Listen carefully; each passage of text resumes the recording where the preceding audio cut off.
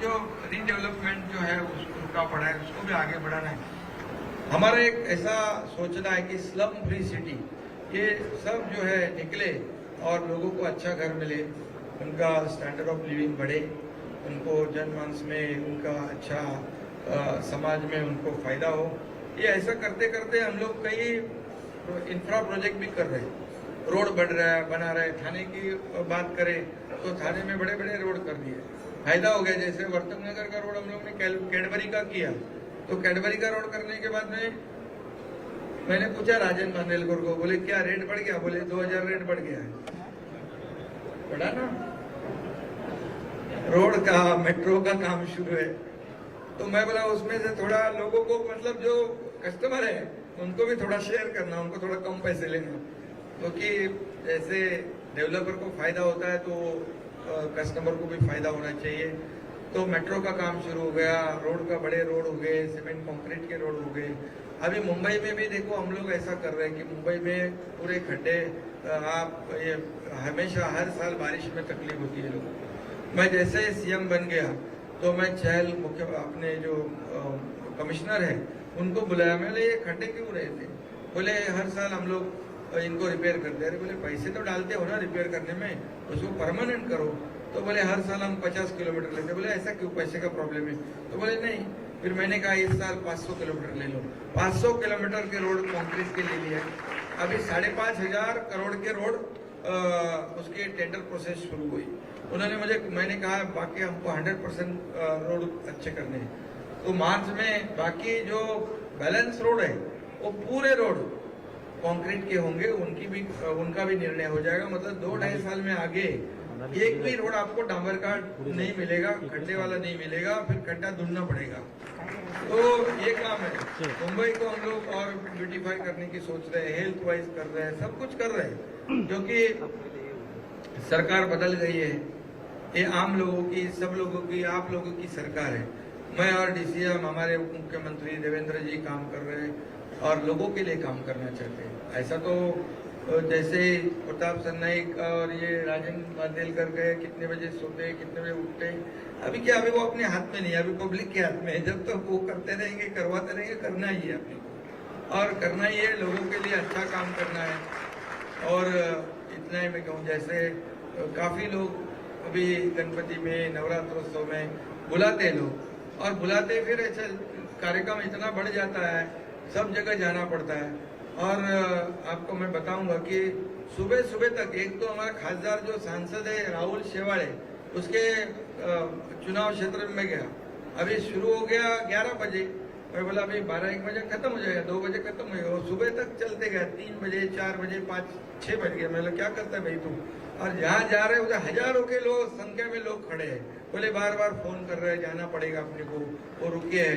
तो ऐसा जो एक माहौल बन गया है पूरे मुंबई में, थाने में, महाराष्ट्र में, एक लोग चाहते हैं कि एक सरकार, नई सरकार बनी है, ये लोगों की सरकार है, इसलिए उसमें वो लोगों की अपेक्षा भी बढ़ गई है कि भाई हमें न्याय मिलेगा। और जैसा हम लोग ने भी जो कार्यक्रम तो बड़ा ही किया ना हम लोग ने, इसलिए तो ये सब हो गया। छोटा मोटा कार्यक्रम नहीं रहता हो। अभी उस कार्यक्रम को मेंटेन भी रखना पड़ेगा हमको। और इसलिए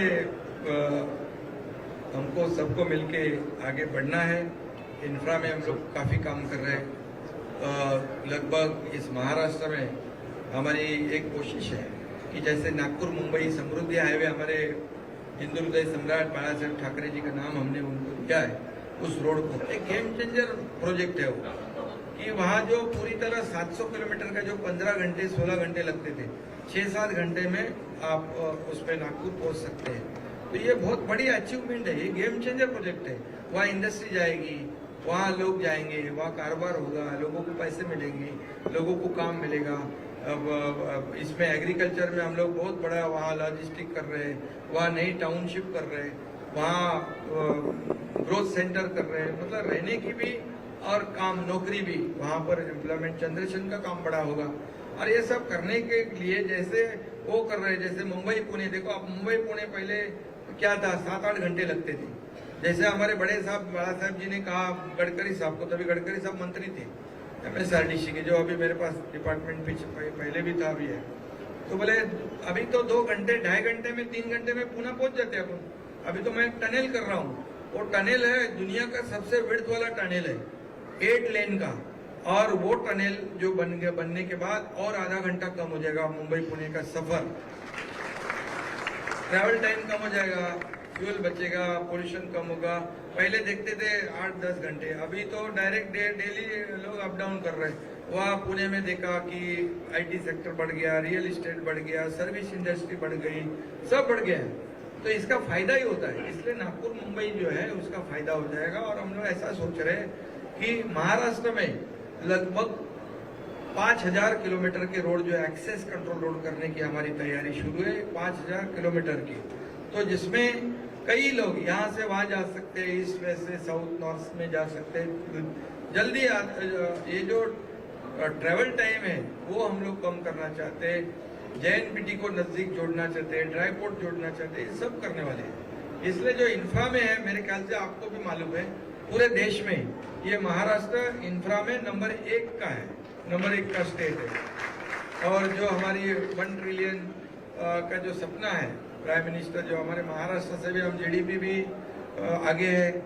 और ये सब जो है इंफ्रा में काफी हम लोग को काम करना है। जिस राज्य का, देश का इंफ्रा प्रोजेक्ट में ज्यादा खर्च करते हैं उसका डेवलपमेंट एक बहुत ही फास्ट होता है। जैसे रोड बना रहे हैं हम लोग, और रोड एक पहचान होती है। और निश्चित रूप से रोड के लिए जैसे ट्रांसपोर्टेशन है वो जब अच्छा होता है तो उसकी सक्सेस भी रेट बढ़ जाता है और प्रोग्रेस भी फास्ट होता है। इसलिए ये भी हमारी सरकार कर रही है, सभी लोगों को न्याय देने का काम करेगी। निश्चित रूप से इस देश के आदरणीय प्रधानमंत्री महोदय जी ने, जब हम गए थे देवेंद्र जी और हम लोग, तो उन्होंने कहा था हमें कि इस राज्य के लिए, विकास के लिए कभी भी आप चिंता मत कीजिए, कि जितने यहाँ पर आपको जरूरत है, पैसे की जरूरत है, सहयोग की जरूरत है, पूरा केंद्र सरकार और हम लोग आपके साथ में हैं। ये भी उन्होंने आश्वासन दिया है। तो इसलिए अभी केंद्र और राज्य सरकार साथ में होता है तो उस राज्य का एक जल्दी ज़्यादा फास्ट प्रोग्रेस होता है, डेवलपमेंट होती है, और इसका फायदा आम लोगों को होता है, सभी लोगों को होता है। और इसलिए मैं आज फिर एक बार आपको बहुत बहुत धन्यवाद दूंगा यहाँ पर नरेंद्र को। और आपने जो यहाँ पर तो स्टैम्प ड्यूटी और प्रीमियम के बारे में यह कहा है, तो मैंने आपको कहा है कि एक मुझे चार्ट बना के दो। जब हम लोग ने स्टैम्प ड्यूटी प्रीमियम कम किया था, उस वक्त जो रेवेन्यू जो है स्टेट गवर्नमेंट का, GST है, कारपोरेशन को जो पैसे मिले, लोगों को जो फायदा हो गया, आम आदमी को, जो एंड यूजर को है, कस्टमर, उसको फायदा हो गया, वो जरा चार्ट बना के दो। और अभी जो हम लोग पैसे ले रहे हैं विदाउट कंसेशन, वो कितने पैसे आ रहे हैं, अगर हम लोग डिसीजन लेंगे तो कितने पैसे आएंगे, कितना फायदा होगा, ये थोड़ा बना के दो। और निश्चित रूप से मैं हमारे फाइनेंस मिनिस्टर और डिप्टी CM देवेंद्र जी, हमारी मंत्रिमंडल में भी मैं चर्चा करूंगा। और देखो, जिसमें लोगों का फायदा है, इंडस्ट्री का फायदा है, वो सरकार निश्चित रूप से एक पॉजिटिवली इसमें डिसीजन लेगी, निश्चित रूप से, जो लोगों के लिए फायदेमंद है। और बाकी तो छोटा मोटा तो काम चलते रहता है। आप लोग बोले इसमें चेंज करो, उसमें चेंज करो, तो करते रहते हैं हम लोग, क्योंकि उसमें हमारी कोई आइडियल, जो एकदम ऐसा आइडियल भूमिका नहीं है सरकार की। ये सरकार एकदम सीधा साधा काम करने वाली सरकार है। हमें बड़ा, हमारा कोई पर्सनल एजेंडा भी नहीं है। लोगों का हित जिसमें है, जो सेक्टर जितने हैं उनका फायदा जिसमें है, वो सरकार निश्चित रूप से करेगी। और ये सभी लोगों की सरकार है, इसीलिए लोग काफी, अभी यहाँ आने को मुझे देर क्यों हो गई, पता चलने को उधर आए थे, उधर सब कितने आए, प्रवेश करने के लिए समर्थन देने के हजारों की भीड़ जुटी हुई थी। अभी उनको मैं वर्षा का गेट खोल दिया है पूरा ओपन, बोला आया, आ जाओ, सब स्वागत है आपका, आपका ही है। बाकी कुछ मैं कहूँगा नहीं, अभी समय पे थोड़ा थोड़ा मैं कहते रहता हूँ, बोलते रहता हूँ, जब जब टाइम आता है। तो सभी लोगों को मैं आज इस शुभ अवसर पर शुभकामनाएं देता हूं और ये अपने नरेंद्र के एग्जीबिशन को एक्सपो 2022 को फिर एक बार आपको ढेर सारी बधाई, शुभकामनाएं। आगे हम लोग बढ़ते रहेंगे और एक आप भी एक समाज का, इस राज्य का, इस शहर का एक हिस्सा हो, ये डेवलपर, ये भी ध्यान में रख के हमें आगे बढ़ना है, काम करना है, साथ में टीम वर्क समझ के हमें आगे बढ़ना है। सरकार आपके साथ है, इतना ही कहूँगा। धन्यवाद। जय हिंद, जय महाराष्ट्र। एक्स्पो 2022 या ठिकाणाहून थेट प्रक्षेपण सुरू होतं। मुख्यमंत्री एकनाथ शिंदे त्या ठिकाणाहून बोलत होते। लोकांच्या हिताच्या सर्व गोष्टी आपण करतोय। क्लस्टर योजना योग्य रीतीने राबवली पाहिजे। हम दिल खोल कर देने वाले लोग हैं। झोपडपट्टी मुक्त शहर हा आमचा विचार आहे। लोकांसाठी काम करणारे हे सरकार आहे आणि सुविधा मिळाल्या की विकास कामांना फायदा होतो। मुंबईचा विकास करण्याचं ध्येय आहे तर समृद्धी महामार्ग हा येत्या काळामध्ये गेम चेंजर ठरणार असल्याचं देखील मुख्यमंत्र्यांनी एक्स्पो 2022 या ठिकाणी हजेरी लावल्यानंतर सांगितलं।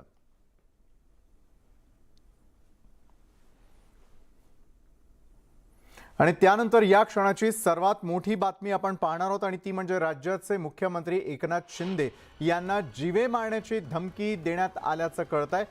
तर मुख्यमंत्री एकनाथ शिंदे यांना आत्मघातकी स्फोट घडवून जीवे मारण्याचाही कट रचण्यात आल्याची माहिती गुप्तचर विभागाला मिळालेली आहे। त्यामुळे संपूर्ण यंत्रणा आता अलर्टवर गेलेली आहे। मुख्यमंत्री एकनाथ शिंदे यांच्या जीवाला मोठा धोका असल्याची माहिती वरिष्ठ सूत्रांनी दिलेली आहे। दरम्यान महिनाभरापूर्वीच मुख्यमंत्री एकनाथ शिंदे यांना जीवे मारण्याचं पत्र थेट मंत्रालयात त्यांच्या कार्यालयात आलेलं होतं आणि त्यानंतर एक निनावी फोन देखील धमकीचा आलेला होता।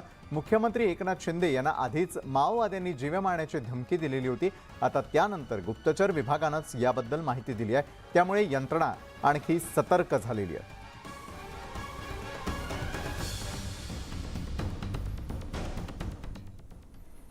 आणि त्यानंतर बातमी आहे नारायण राणेंसंदर्भातली, कारण नारायण राणेंनी पुन्हा एकदा उद्धव ठाकरेंवर टीका केलेली आहे। शिवसेनेचा अस्त आता जवळ आलेला आहे अशी टीका त्यांनी केली आहे। तसंच उद्धव ठाकरे मुख्यमंत्री पदाच्या लायकीचे नव्हते अशीही टीका त्यांनी केली। दसऱ्याला उद्धव ठाकरेंच्या शिवसेनेचं पितळ उघडं पडेल असाही घणाघात त्यांनी उद्धव ठाकरेंवर केलेला आहे। शिंदे गट बरेचसे धक्के शिवसेनेला देत आहे। आता मला एक काळजी एवढीच आहे की धक्क्यातून शिवसेना उद्धव ठाकरेंची किती स्वतःला सांभाळू शकेल हा प्रश्न आहे। पण शिवसेनेचा अस्त जवळ आलाय। ते विटनेस असतील, त्यांना माहीत असेल खोके किती प्रमाणात जात होते आणि म्हणून मातोश्रीला खोके आणि शिवसेने काय नाही, पिशव्या खाली पिशव्या, आणि म्हणूनच हे 40 जण बाहेर पडले। उद्धव ठाकरे हा मुख्यमंत्री पदाला एक तर लायक व्यक्ती नाहीये, त्याला महाराष्ट्राची जनतेची काही माहीत नाही। मुख्यमंत्री पदासाठी ही गद्दारी आहे आणि म्हणून हे जे खोके बिके वाचतात ना ते त्यांचं पाप आहे। आता कळेल दसऱ्या दिवशी पितळ उघडं पडेल त्यांचं। अहो शिवसेना आता अस्तित्वात आहे का? उरलेले सुरलेले आमदार पण लवकरच जातील शिंदे गटात। मुख्यमंत्री एकनाथ शिंदे यांच्या उपस्थितीमध्ये मोठ्या संख्येने विविध संघटनांनी शिंदे गटात प्रवेश केलेला आहे। वर्षा निवासस्थानी मोठ्या संख्येने हे सर्वजण जमलेले होते।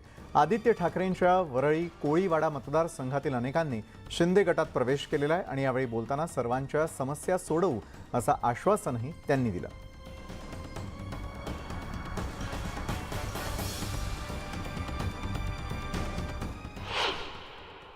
तुमचा विकास जो आहे, तुमचे प्रश्न जे आहेत हे सोडवण्याचं काम सरकारला करायला पाहिजे, पण ते नक्की करणार कारण हे सरकार तुमचं आहे, आपल्या सगळ्यांचं आहे, सर्वसामान्य लोकांचं सरकार आहे। त्यामुळे या सरकारमध्ये शेतकरी, कष्टकरी, कामगार, वारकरी, भूमिपुत्र, आगरी, कोळी बांधव सगळे समाज या ठिकाणी एकत्र राहत आहेत आणि म्हणून तुमच्या ज्या काही समस्या आहेत, जे प्रश्न आहेत, मी समजून घेऊन त्याच्यापासून नक्की मार्ग काढू आपण, एवढाच विश्वास तुम्हाला मी आजच्या दिवशी या ठिकाणी देतोय. पुन्हा एकदा मी सगळ्यांना खूप खूप शुभेच्छा. आणि मी स्वतः देखील तिकडे मला बरेचसे तुमचे कार्यकर्ते पदाधिकारी बोललेत की एक दिवस तुम्ही तिकडे जेटीवर भेट द्या. नक्की मी स्वतः त्या ठिकाणी आपल्याला भेटायला येईन आणि नक्की जे काही प्रश्न आहेत ते प्रत्यक्ष जागेवर, कारण शेवटी मी तुमच्यातलाच एक कार्यकर्ता आहे, काळजी करू नका. आणि हे सरकार देखील तुमच्या सोबत आहे. मतदारसंघातून आदित्य ठाकरेंना मोठा धक्का मिळालेला आहे आणि याचंच कारण म्हणजे कोळी बांधवांनी जवळपास 600 ते 700 कोळी बांधवांनी शिंदे गटामध्ये प्रवेश केलेला आहे. आपल्यासोबत यासाठी बोलण्यासाठी किरण पावसकर आहेत. पावसकर सर, ज्या पद्धतीनं वरळी कोळी बांधवांमध्ये एक नाराजी होती ती म्हणजे कोस्टल रोडला धरून, हीच नाराजी धरून त्यांच्या गेल्या अनेक काही मागण्या होत्या, ह्या मागण्या पूर्ण झाल्या नव्हत्या आणि त्यानंतर आज ते शिंदे गटाकडे वळालेले आहेत. कोस्टल रोड हा एक प्रकल्प आहे ज्याच्यामध्ये त्यांना काहीतरी सोयी सुविधा हव्यात, पण त्याचबरोबर गावठण ज्याला आपण कोळीवाडे म्हणतो, कोळीवाड्यांची मालक, वरळी कोळीवाड्याची मालकांची एक असोसिएशन आहे. वरळी कोळीवाडा जो वाढला आहे तो मालक ज्यांची घरं आहेत त्यांनी इतरांना घरं वाढवून नंतर भाड्या तत्वावर दिलेली आहेत. ही मालकांची असोसिएशन अप्रोच झाली होती आणि त्यांनी सांगितलं ते अनेक वेळा मी प्रश्न त्यांच्यासमोर मांडले. स्वतः ते कॅबिनेट मिनिस्टर होते, वडील मुख्यमंत्री होते, पण एक राजकीय इच्छाशक्ती तुमच्याला लागते. ती इच्छाशक्ती नसल्यामुळेच या लोकांनी आज असं ठरवलंय की आम्ही शिंदेसाहेबांकडे गेलो तर आम्हाला न्याय मिळेल. दुसरी गोष्ट अशी होते की मुंबई महानगरपालिकेच्या कर्मचारी जे आहेत आमचे ते 1,60,000 सर्व स्तरावर काम करणारे आहेत. या सर्वांना दसऱ्यालाच त्यांनी त्यांचं दिवाळीचा बोनस देऊन तोंड गोड केलं आहे आणि कुठचंही आंदोलन मुंबईमध्ये न करता त्यांना हा बोनस त्यांनी डिक्लेअर केला. ही फार मोठी गोष्ट आहे. यापूर्वीचे पण सर्व राजकीय नेते करू शकले असते, कारण BSTमध्ये आपण बघितलं मुंबई महानगरपालिकेच्या कर्मचाऱ्यांना बोनस मिळायचा आणि BSTवाले 500 आणि 1000 रुपयासाठी आपले आंदोलन करायचे. यावेळी कुठची मागणी न करता त्यांना 2,500 रुपये म्हणजे 22,500 रुपये हा त्यांनी बोनस डिक्लेअर केला आहे. पावसकर सर, ज्या पद्धतीनं आपण म्हणतोय की वरळी मतदारसंघाची ताकद ही कोळी बांधव आहेत आणि हेच कोळी बांधव येऊन शिंदे गटामध्ये त्यांनी प्रवेश करतायत. आज कुठेतरी आदित्य ठाकरे पर्यावरण मंत्री, त्यांचे वडील म्हणजे मुख्यमंत्री, माजी मुख्यमंत्री उद्धव ठाकरे, तर या क्षणाला मुख्यमंत्री पुन्हा एकदा माध्यमांशी बोलतायत. थेट पाहूयात. नवीन असं मला माझ्यासाठी काही अप्रूप नाही आहे, त्यामुळे मी शेवटी जनतेमधला माणूस आहे आणि मला जनतेमध्ये जाण्यापासून कुणी थांबवू शकत नाही. त्यामुळे अशा प्रकारच्या ज्या काही बाबी किंबहुना अशा काही घटना घडतात त्यामुळे त्याचा काही परिणाम माझ्यावर झालेला नाही आणि होणारही नाही. फक्त एवढंच आहे की पोलीस आणि गृह विभाग त्याची योग्य प्रकारे काळजी घेतोय आणि तशा प्रकारचं सूचना देखील त्यांनी पोलिसांना दिलेल्या आहेत. दसरा मेळावा पण येतोय, या निमित्तानं जे काही वाद होत आहेत ते पण मोठ्या प्रमाणावर असं मी याच्या बाबतीमध्ये काही बोलू इच्छित नाही. शेवटी हा विषय जो आहे हा सुरक्षेच्या विषयी आहे आणि त्यामुळे मी त्याच्यावर काही भाष्य करणार नाही. आणि आमचे गृहमंत्री आणि उपमुख्यमंत्री पूर्ण सक्षम आहेत. कायदा सुव्यवस्था राखण्याच्या बाबतीमध्ये त्यांनी 5 वर्ष मुख्यमंत्रीपद पण सांभाळलेलं आहे. त्यामुळे कायदा सुव्यवस्था जे आहे ते गृहविभाग अतिशय सक्षमपणे सांभाळतोय. त्यामुळे असं कोणालाही वाटलं तरी कुणी काही करू शकत नाही. त्यांनी ते धाडस देखील करण्याचा प्रयत्न करू नये, एवढंच मी या प्रसंगी सांगतो. दसरा मेळाव्याची तयारी सध्या जोरदार सुरू आहे. मात्र ज्या पद्धतीने दसरा मेळावा हा उद्धव ठाकरे यांना शिवाजी पार्कवर होण्याच्या संदर्भातल्या सूचना उच्च न्यायालयाने दिल्या, त्यानंतर तुमच्याकडनं तयारी देखील करण्यात आली होती सर्वोच्च न्यायालयामध्ये जाण्याची. मात्र मग असं नेमकं काय घडलं की तुम्ही तुमचं BKC मैदानच कायम ठेवलं? नाही, हे बघा, आमच्या पदाधिकाऱ्यांची, कार्यकर्त्यांची, आमदार खासदारांची भावना होती की शिवाजी पार्कमध्ये दसरा मेळावा व्हावा. याच्यामध्ये काही गैरमान्याचं कारण नाही.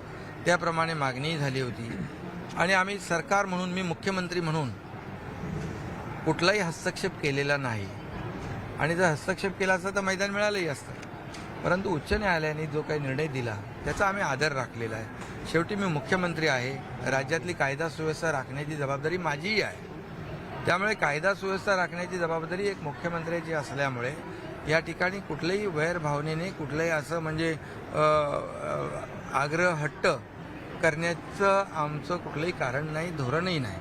त्यामुळे उच्च न्यायालयाने जो निर्णय घेतला त्याचा आम्ही आदर केलेला आहे आणि त्यामुळे आम्ही विकेश नाही, सर्वोच्च न्यायालयामध्ये आमचे काही लोक त्यांची इच्छा होती, अपेक्षा होती, परंतु याच्यामध्ये शेवटी मी म्हटल्याप्रमाणे मी या राज्याचा मुख्यमंत्री आहे, त्यामुळे या राज्यामध्ये शांतता प्रस्थापित करणे, कायदा व्यवस्था अबाधित राखण्याची जबाबदारी आमची आहे.